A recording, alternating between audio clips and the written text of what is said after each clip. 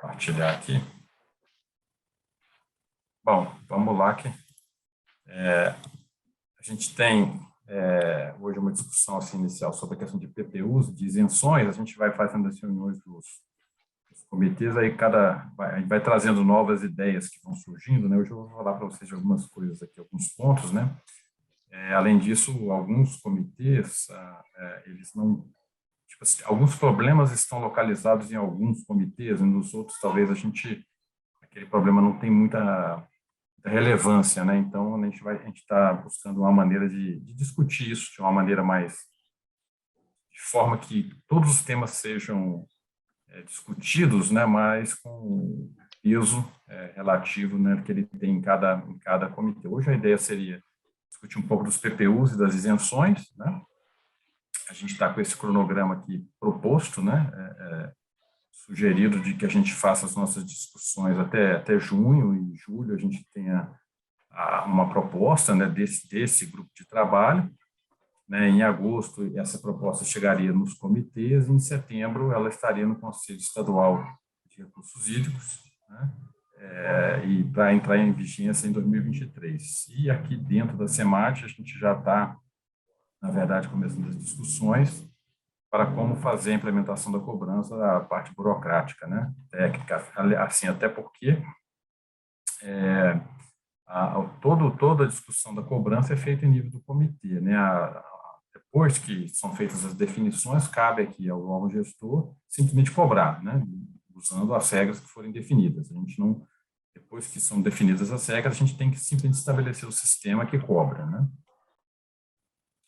Bom, então, assim, a gente, com essa discussão aqui dos PPUs, né? Nós estamos usando como primeira base a Paranaíba, apesar que tem lá nós temos também já simulações com outros valores, né?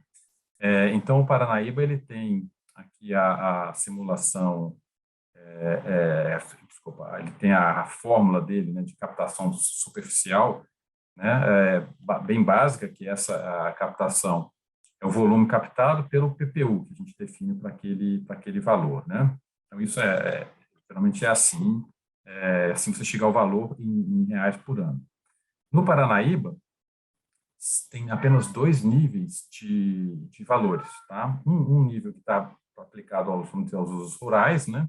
E o outro que está aplicado aos demais usos. Então, nos usos rurais, está sendo aplicada uma tarifa de 0,45, 0,00, né? R$ 45, 0,45 centavos, tá?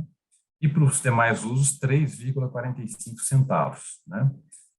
Uma questão que vai surgir aqui é que no Comitê Federal, no caso do Paranaíba, né, eles não dão outorga de água subterrânea, né, que a nominalidade da água subterrânea é estadual. Então, nós vamos ter que discutir aqui alguns pontos relativos à água subterrânea e vamos também discutir se, diante da nossa realidade, né, se esses dois patamares são suficientes, ou se a gente precisa diferenciar. Em alguns casos vamos ter, por causa de alguns problemas que vocês vão ver aqui, né? Bom, então, quais são as questões que nós temos que discutir aqui, né? Entre outras que podem surgir, né? Precisa de outros patamares, ou, na verdade, cada tipo de finalidade precisa de um PPU específico, né? Outra questão, esses valores aqui propostos no Paranaíba são adequados aqui para o estado de Goiás, né?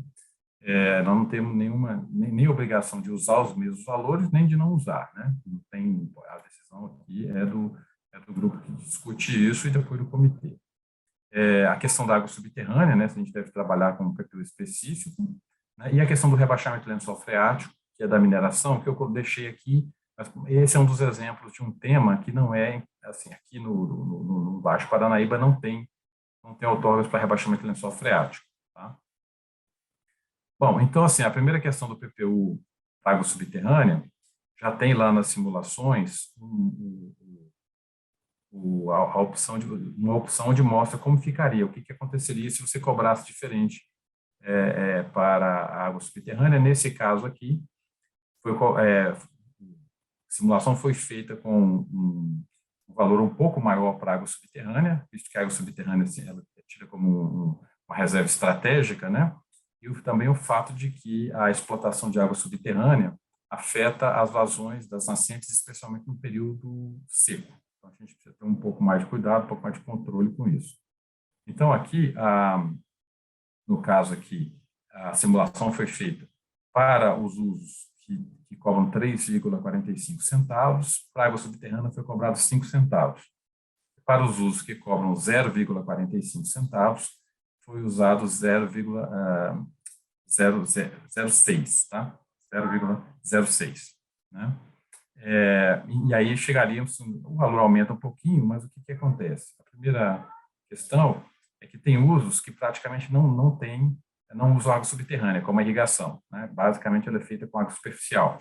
E já tem outros usos, como o próprio consumo, esse aqui que a gente chama de consumo humano, que não é o saneamento, né? Não é o abastecimento público, ele é basicamente de água subterrânea. Veja que tem uma outorga aqui de água superficial para consumo humano e 119 de água subterrânea, né? A indústria também ela tem mais, em geral, ela tem mais outorgas subterrâneas, mas são volumes menores, né? Então, essa daqui é uma tabela que ajuda a gente a discutir, né? Se a gente deve fazer essa cobrança em separado e qual seria essa diferença que seria cobrada para a água subterrânea.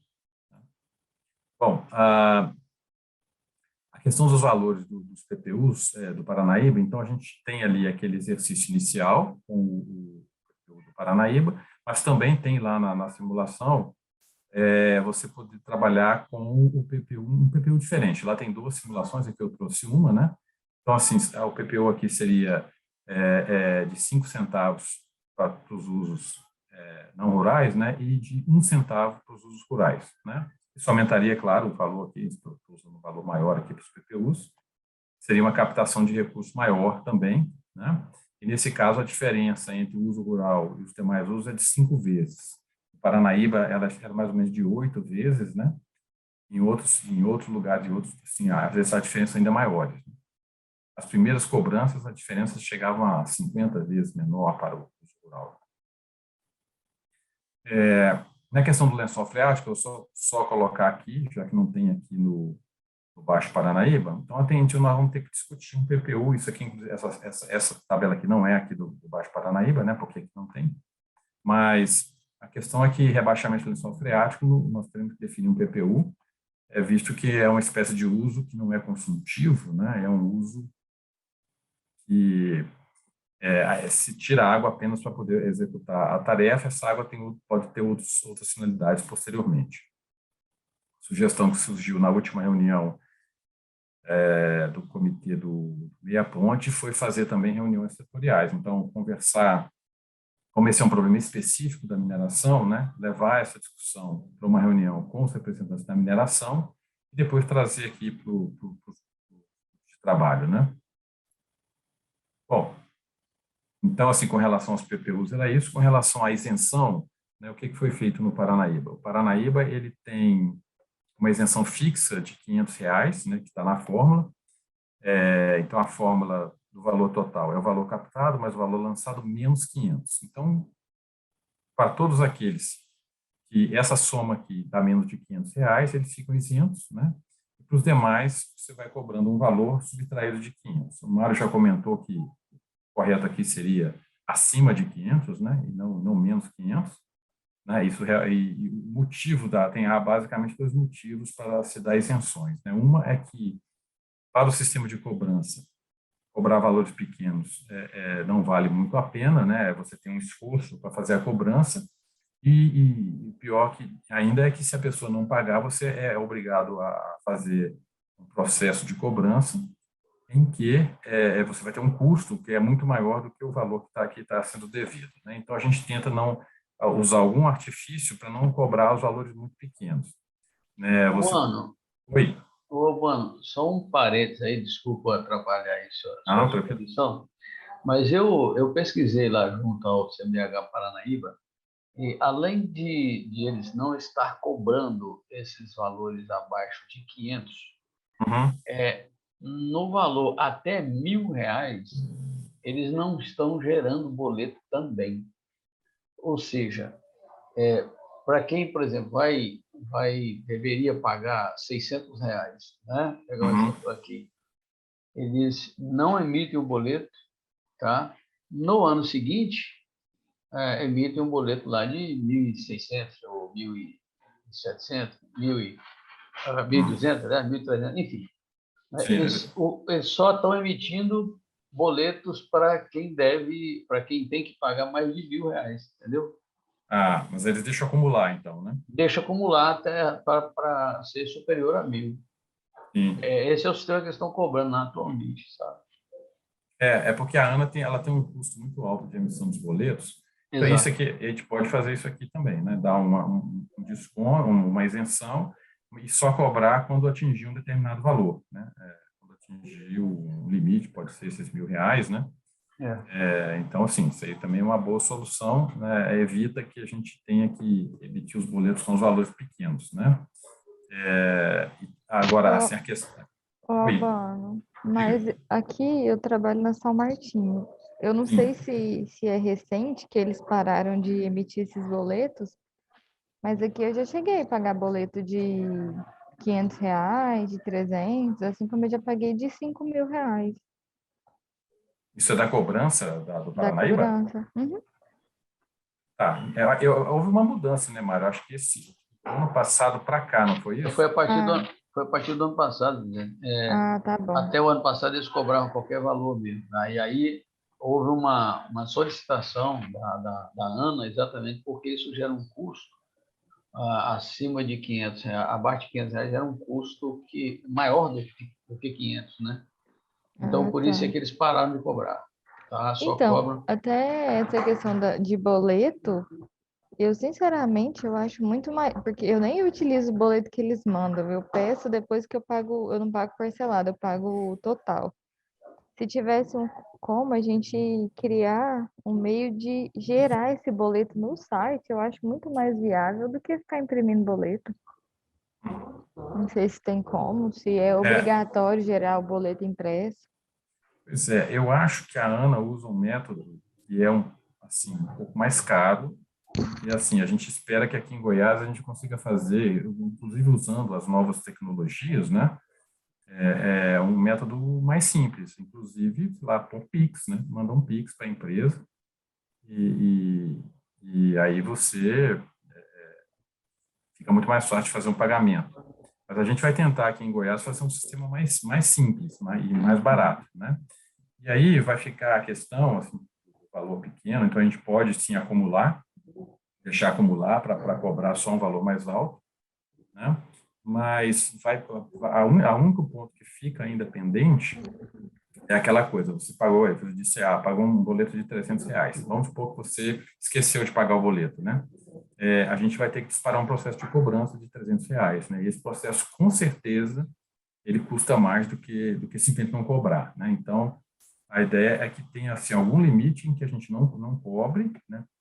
Um limite baixo, claro, e que, para evitar que, caso a pessoa não pague, a gente tenha que disparar o processo de cobrança, né? É porque eu fico pensando assim, pensando do lado da empresa também, das empresas no caso. A gente Uhum, trabalha com provisão de orçamento. Eu todo ano eu tenho que provisionar o que eu vou pagar de água da Ana para o ano que vem. sim. Então, assim, é, como geralmente, principalmente que eu estou falando de uma usina, nós temos muitas outorgas, é muito difícil controlar uma Uhum, por uma, assim, questão do, uma vai ser R$ 300 e não vai cobrar esse ano, vai cobrar só o ano que, daqui 3 anos, porque vai ser 1.200, por exemplo. uhum. Então, aí é um pouco complicado para as empresas. Esse ano eu vou provisionar o orçamento e aí vai sobrar dinheiro porque não cobrou um pouco de boleto. E aí, o ano que vem eu vou provisionar, talvez o dinheiro vai faltar porque vai ser a mais. Então, a gente tem que pensar também um pouquinho por esse lado. Excelente você ter colocado isso, Gisele, pelo seguinte, na verdade a gente tem, assim, não sei como a Ana faz exatamente, mas uma das coisas que eu avaliei, inclusive, lá nos dados, né, é a diferença entre o número de outorgas e o número de usuários, né? Então, quantos usuários tem mais de uma outorga, né? Então, claro, por exemplo, a Saniago tem dezenas de outorgas. Algumas empresas têm 5, 10, 15. né? Então, talvez a gente poderia pensar em vez de emitir 15 boletos para a empresa, né? Alguma coisa mais simples, né? Emitir um, ou agrupar, pode ser que esses 15 sejam de finalidades diferentes, né? Mas esses pontos que você está falando são muito interessantes, porque realmente, para quem tem muitas, né, faz uma diferença ter que planejar e ter que saber se vai pagar naquele ano ou não, né? Então, acho que Eu também... falo porque, assim, eu, por exemplo, eu tenho 42, Uhum. então são muitas portarias. Mas essas 42 algumas são estaduais e outras federais, ou são todas Não, federais? essas todas estaduais. Eu estou falando só da SEMAD, as que a gente ainda não paga, né? O teor de Isso. irrigação também. Tá? E as federais, aí você já entendi. Das federais são umas 15, eu acho. Uhum. E aí você recebe 15 boletos. 15 boletos. Pois é, então acho que a gente poderia pensar numa forma de simplificar isso quando o usuário é o mesmo, né? Uhum, isso mesmo. Eu acho que assim, a contribuição de vocês assim, dando esse feedback é muito importante para a gente entender. Eu anotei aqui para a gente pensar depois aqui dentro no processo interno, mas eu já anotei, eu fiz lá uma análise e vi assim, tem uma boa quantidade de usuários com várias outorgas, né? E aí a gente poderia pensar numa forma de simplificar esse processo para eles, né? Ô, Gisele, qual empresa que você representa? Desculpa aí. Eu trabalho na São Martinho, usina do setor. Empresa? É a usina São Martinhos. Ah, São Martinho. Isso, São Martinho. Usina Boa Vista da São Martinho, do Grupo São Ok, Martinho. ok, obrigado.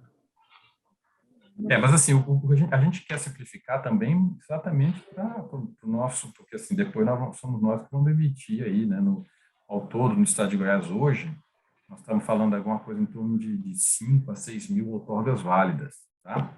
É claro que quando a gente cobrar algumas, sei lá, vão desistir, mas, né, é um trabalho razoável. Então, a gente vai buscar a melhor maneira, e aí com esse feedback de vocês vai ser interessante a gente também pensar nessas questões, né, de como simplificar para quem tem mais de uma outorga, né? E como avisar, por exemplo, como fazer se a gente realmente acumular o valor, né? Talvez de alguma maneira ajudar quem, assim, a avisar de alguma forma que naquele ano não tem, que vai ter no próximo, enviar um e-mail, alguma forma de avisar que também não gere custo, né? Tá bom, então vamos avançando aqui, e qualquer coisa vocês podem interferir, né? Bom, então assim, uma das discussões que nós temos e que é das isenções que estão nas simulações é exatamente assim, avaliar como a gente vai fazer a isenção e se vai fazer, né? Mas pode ser que o grupo de trabalho, o comitê decida não fazer nenhuma isenção ou para algum setor ou para todos, né? Então, assim, lá na simulação a gente colocou simulações por porcentagem de valor e por porcentagem de outorgas, né?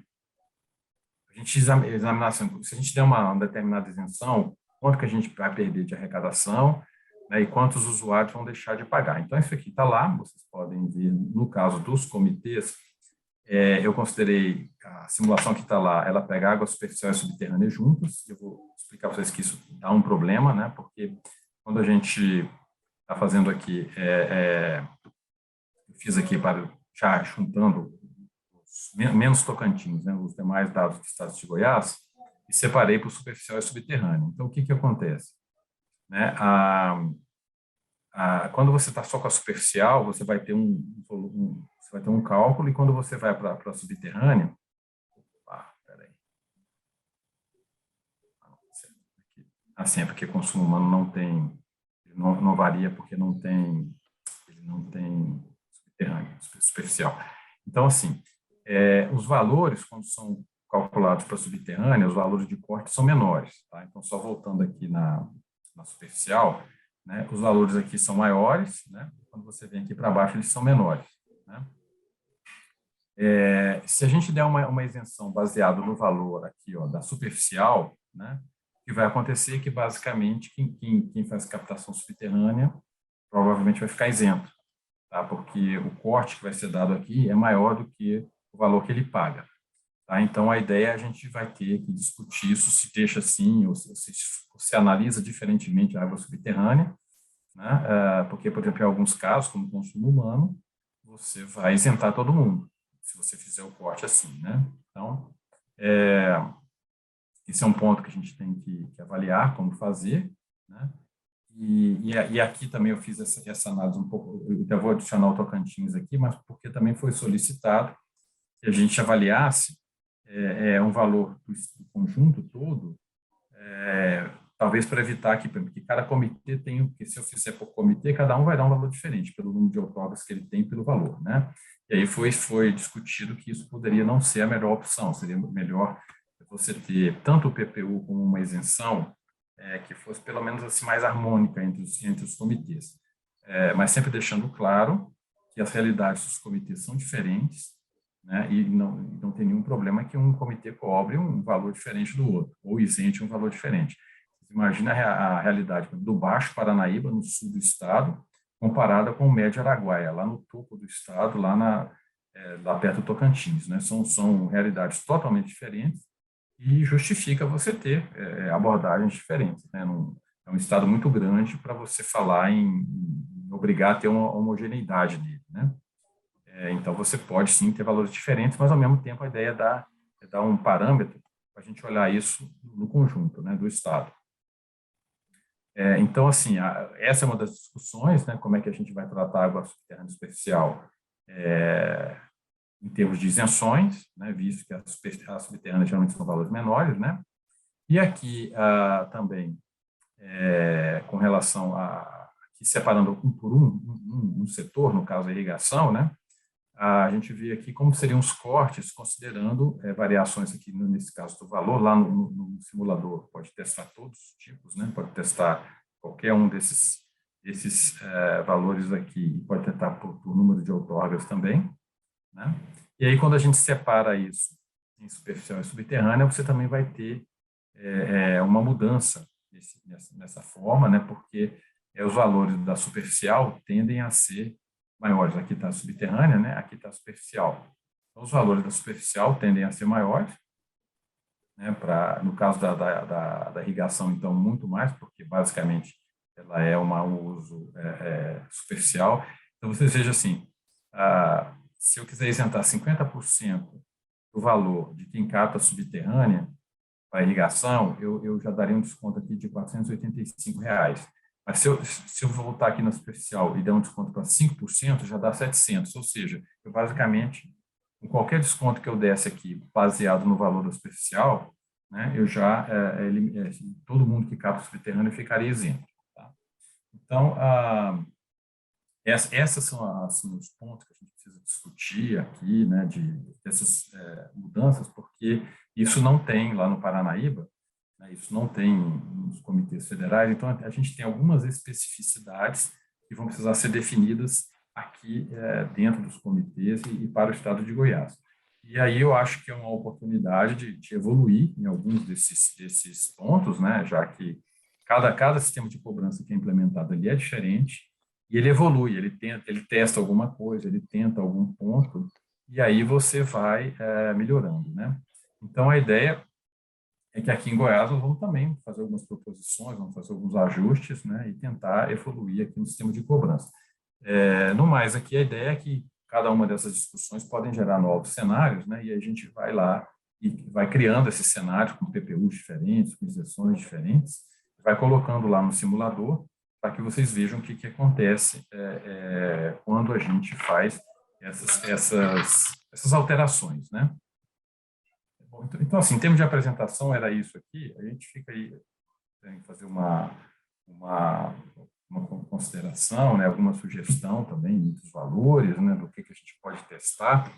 Só assim, a gente também quer fazer algumas reuniões conjuntas do GT Cobrança, né? Então, por exemplo, já surgiu a sugestão de aumentar o PPU da irrigação lá no BOIS, né? Já surgiram sugestões também de discutir sugestões, não, vai ter a demanda de estabelecer, por exemplo, o PPU de lançamento, né? Eu estou aguardando a definição da fórmula para a gente discutir isso.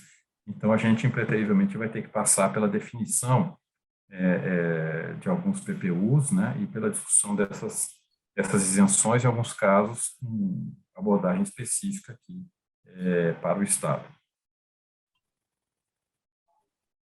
Deixa eu só relembrá-los aqui. Deixa eu...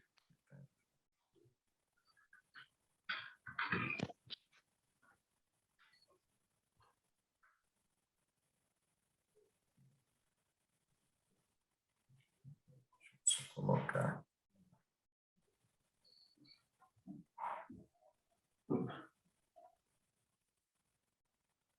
Vocês estão vendo aí a tela do simulador, né? Só lembrar aqui que o simulador está lá, né? Ele tem a...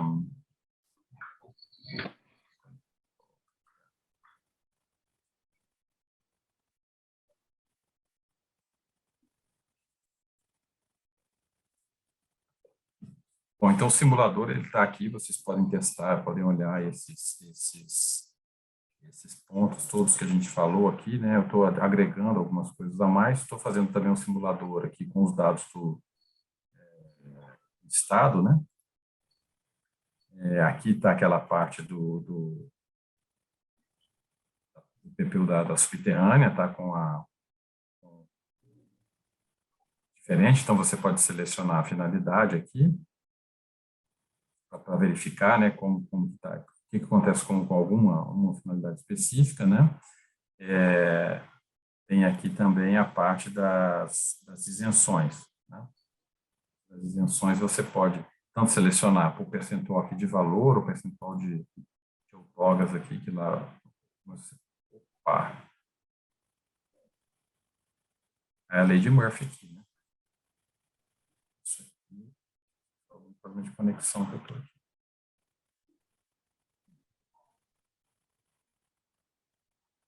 Deixa eu tentar ver. Pronto, resolveu. É sempre... Então, aqui você pode verificar, por exemplo, vou pegar aqui a irrigação, né? Vamos ver como é que fica as isenções, se eu quiser isentar o número de usuários, de outorgas, na verdade, né, ao invés de isentar por valor. Então, aqui ele também vai dizer como é que isso vai acontecer, qual a perda de arrecadação.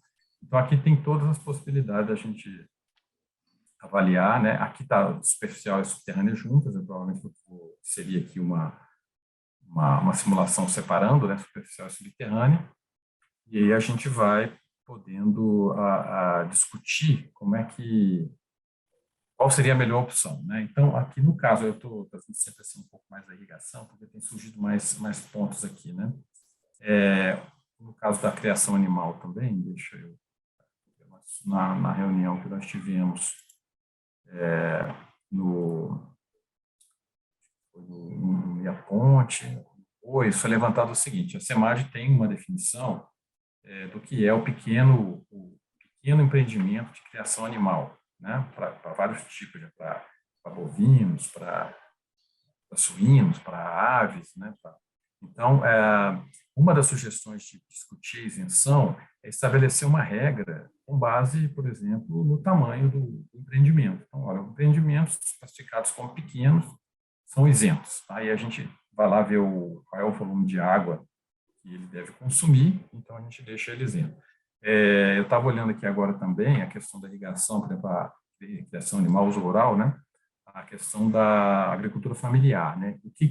Qual a definição de agricultura familiar? Então, nós podemos colocar uma definição de que o agricultor familiar ele é isento do pagamento da cobrança, né? Então, no caso, o agricultor familiar ele tem até 4 módulos fiscais, né?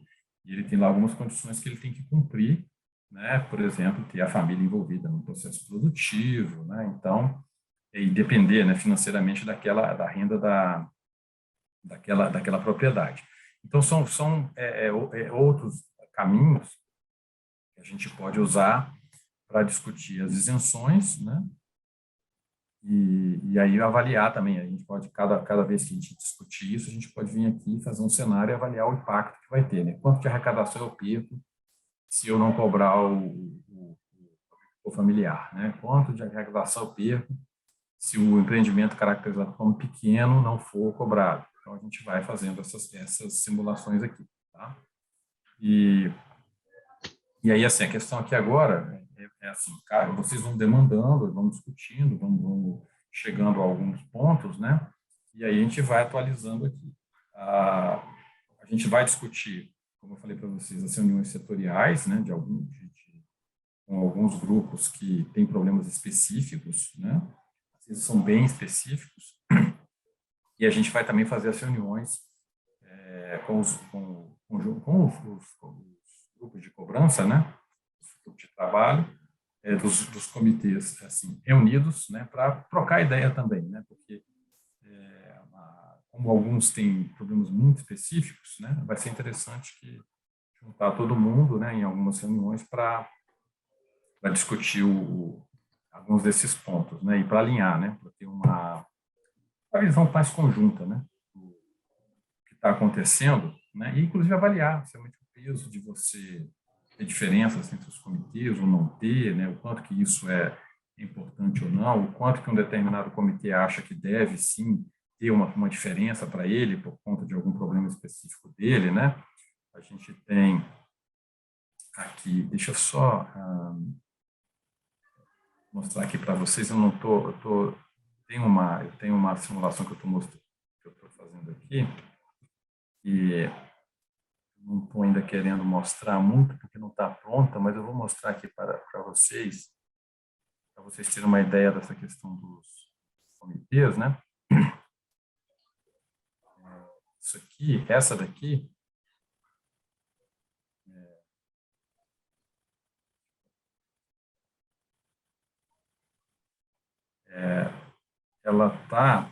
essa daqui ela compara os comitês menos o Tocantins ainda, né?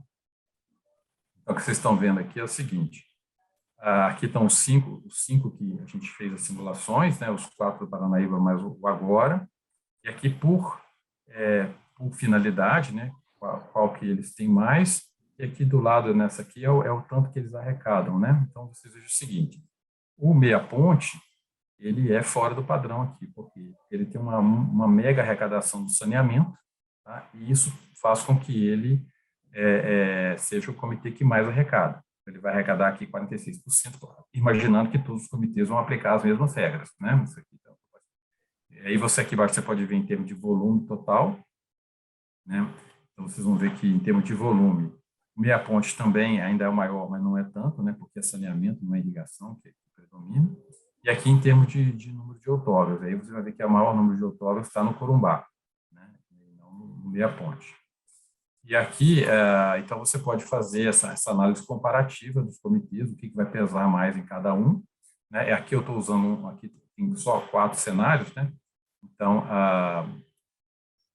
esse aqui seria o cenário do Paranaíba, esse aqui seria o cenário do Paranaíba com isenção menor que 500, aqui, aí ele muda um pouquinho, né? Altera aqui a arrecadação total, essa daqui seria esse 32,5 bilhões, seria a arrecadação anual, né? Com esse cenário, né? Se eu vou trocando aqui o PPU, aqui eu troquei o PPU, foi para 50 milhões, por exemplo, né? Então, assim, a ideia é que depois nós vamos dar de acordo com que os comitês forem definindo as suas condições, né? A gente vai criando um cenário mais definitivo para eles, vai comparando aqui para ver o que acontece. Mas, claramente, vocês podem ver aqui, alguns comitês são bem diferentes dos outros. Algumas OPGRHs, elas têm características bem distintas, né? Então, faz sentido que alguma regra específica seja utilizada naquela OPGRH, né? E algumas são mais parecidas entre si, outras são bem diferentes, né? O Meia Ponte é bem diferente. Então, a gente vai ver como é que isso fica em termos de usar as mesmas regras ou não. Bom, então, gente, basicamente, assim, o que eu queria apresentar para vocês era isso aí. fica aí aberto se vocês fazer algumas questões, algumas discussões, né? E o espaço está sempre aberto também, vocês podem mandar as perguntas aí pelo grupo de trabalho, pode contactar a gente diretamente, nós já fizemos algumas reuniões aí com alguns grupos assim separados, pediram para conversar, então a gente está sempre aqui à disposição, né, para conversar e tirando essas dúvidas e montando esses novos cenários. Albano, Sim. Qual que seria, vamos pensar em dois lados, né? Qual que seria o ideal para efeito de arrecadação, né, ou facilitar a cobrança? Seria um PPU para o mesmo PPU para todos os comitês?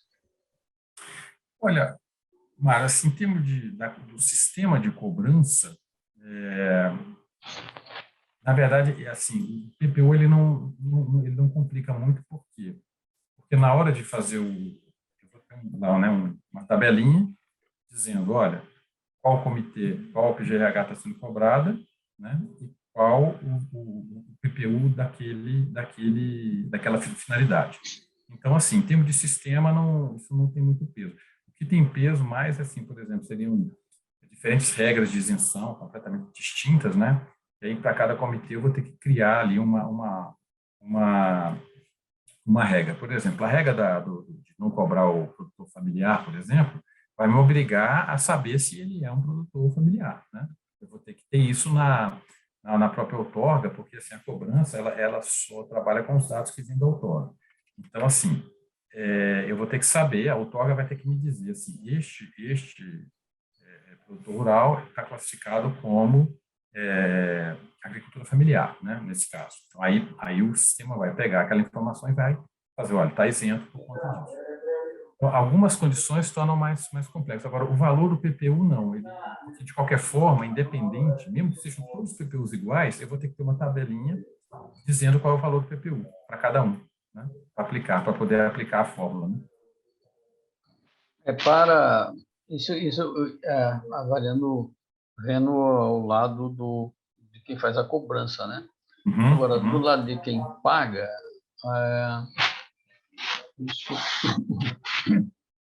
desculpa, do lado de quem paga, talvez em determinadas situações, às vezes fica meio estranho, né? Por exemplo, você tem uma empresa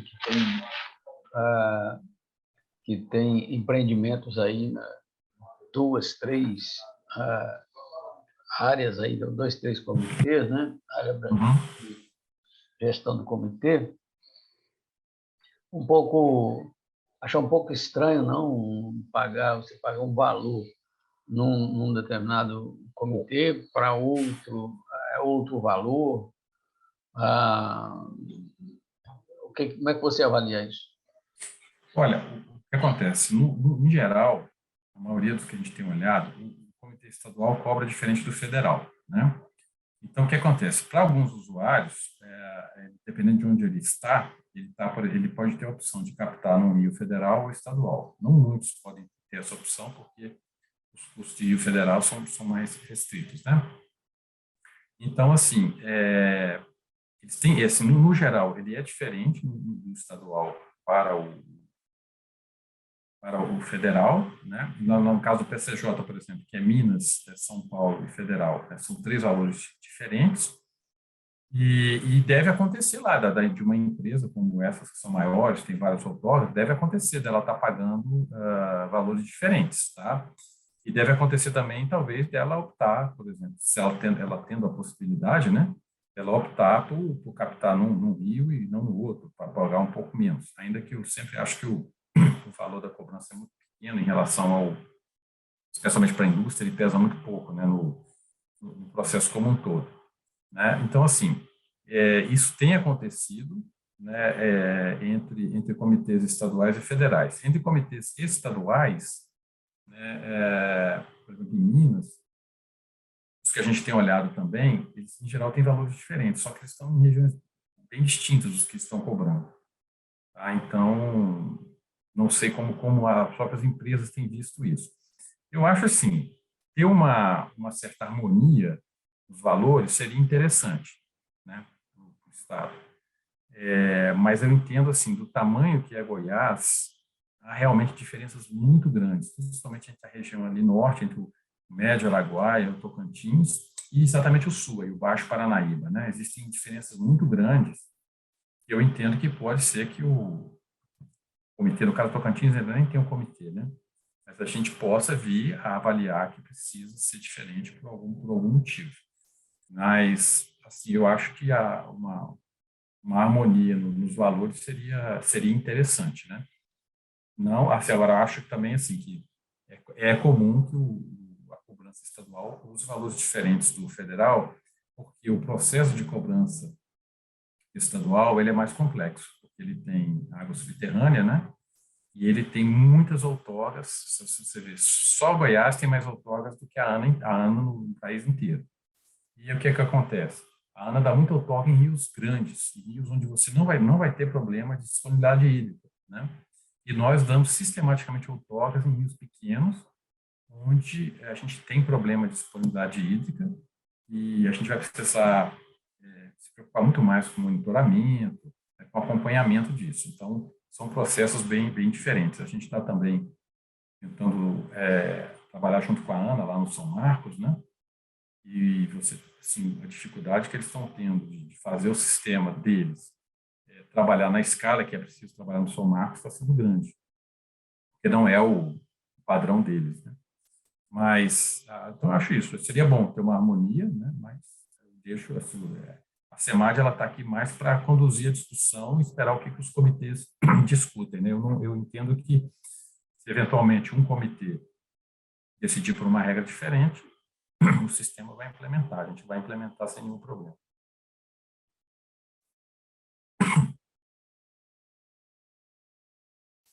Mais alguma questão?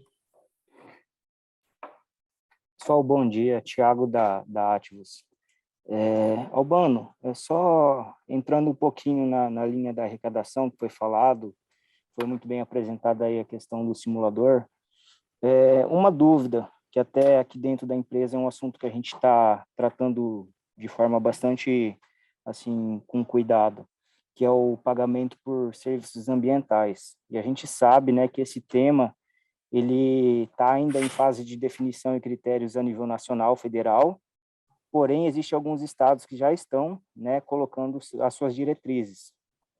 Pensando aí no comitê, que é a parte hídrica, e a gente sabe que a tendência é também, não só arrecadar, mas também o comitê de bacia fazer o incentivo a pequenos produtores rurais a fazer melhorias quanto à questão de rios, né, nascentes, e cuidados, existe alguma diretriz ou algum tema em andamento dentro da SEMAD em paralelo junto à questão da cobrança?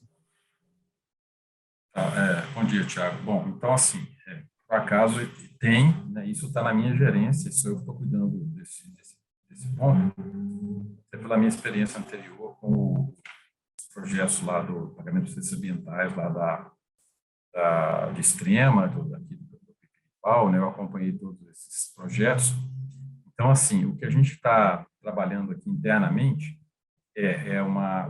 já existe uma política de pagamento de serviço ambiental no estado de Goiás, tá? Ela já tem uma lei, ela já tem as diretrizes gerais, tá? O que nós estamos trabalhando é a viabilização desses projetos em várias linhas, né, de ação, tá? Nós temos uma visão assim, mais assim, de projeto de conservação de água e solo, em que, em alguns casos, a gente vai colocar pagamento do serviço ambiental, né? Nem todos teriam, até pela lógica do pagamento do serviço ambiental, e a gente está, então, discutindo como viabilizar, especialmente do ponto de vista de recurso, né? Então, a ideia é o seguinte, os projetos de pagamento de serviços ambientais precisam ter uma fonte de recurso permanente que garanta o pagamento num horizonte mínimo de implementação das ações e de geração dos benefícios, tá? A gente teve problema em vários projetos, porque você tinha recurso para 5 anos, por exemplo, para 3 anos, né? Então, chegava assim, e a gente sabe o serviço ambiental vai ser prestado permanentemente, né? E é claro que, assim, por exemplo, você recupera uma área, você tem que dar manutenção dela durante 2, 3 anos, você tem esse custo, depois você praticamente vai deixá-la como ela está, ela vai se recuperar.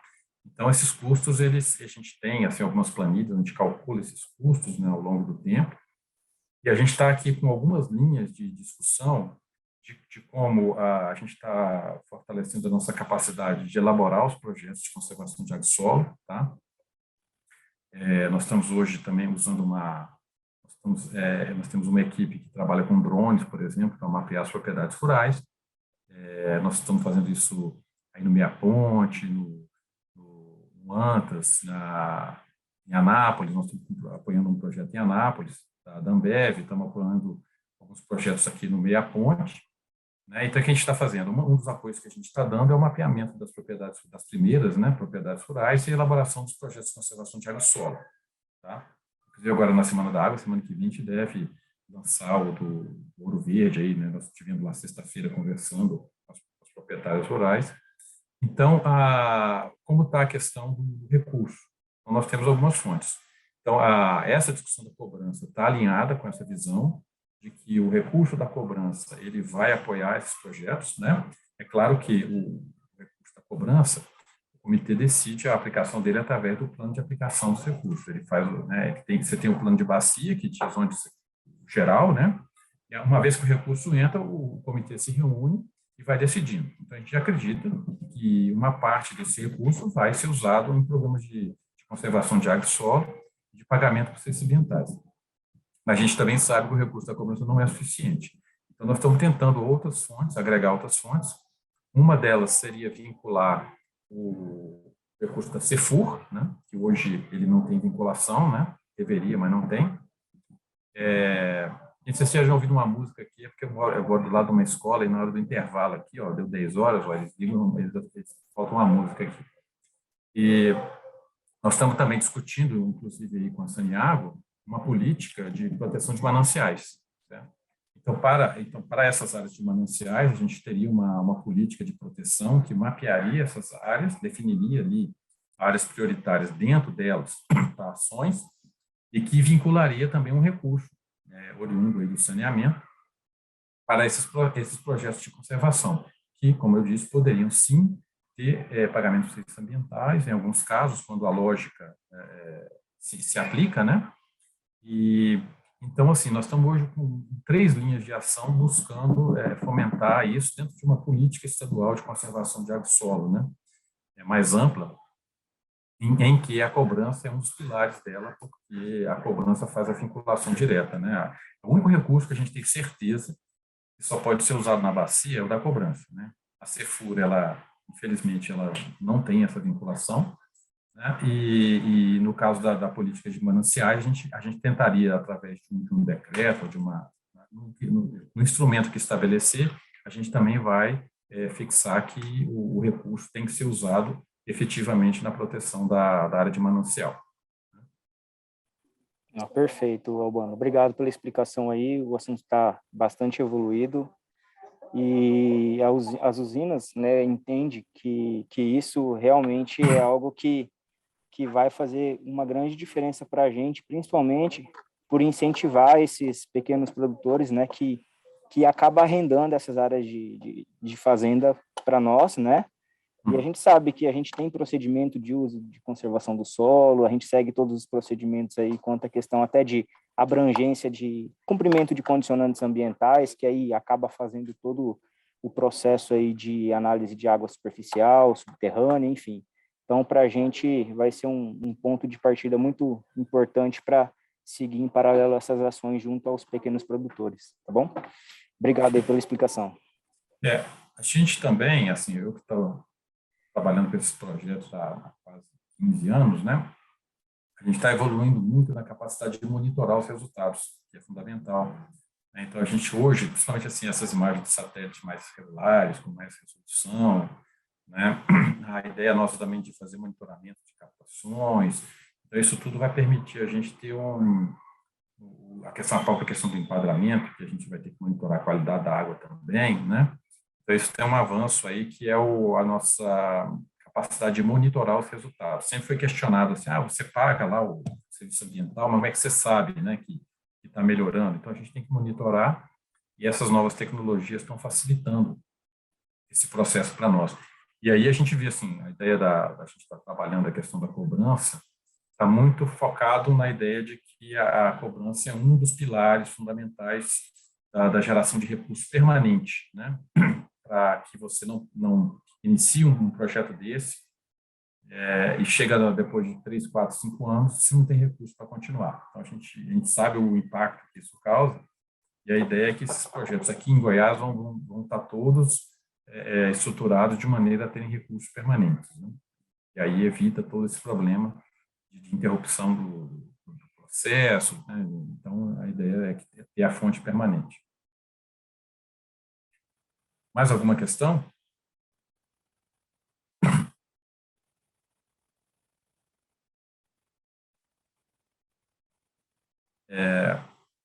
Bom, gente, se a gente não tiver mais nenhuma questão aí, a gente pode, então, finalizar aqui a reunião, né? Eu agradeço a presença de todos. Aí eu sei que a gente teve um probleminha aí, tanto no início da reunião quanto essa questão de mudança de horário, né?